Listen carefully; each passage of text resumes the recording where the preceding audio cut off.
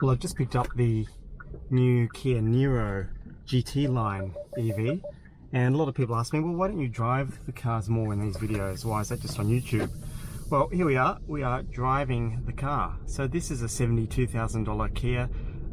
It is a nice car to drive from the 30 seconds I've been in it. It doesn't share the platform with the Ioniq 5 and the EV6 GT. This has a lot of similarities to the previous Kona and Niro electric vehicles.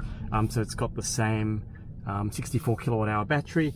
It's got the same 150 kilowatt motor, but torque is unfortunately down from 390 newton meters to 250.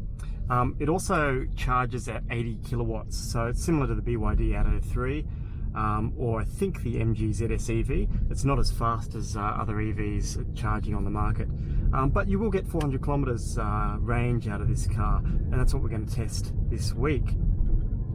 Now, $72,000, it's a lot of money for a car like this, and it's therefore price-wise competing with things like the Polestar 2 and Tesla Model 3 and Y.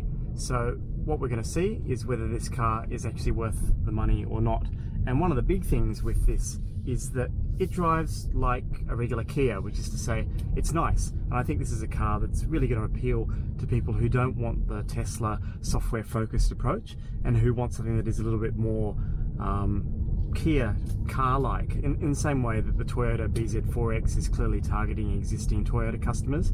I think this car is targeting Hyundai Kia customers as well.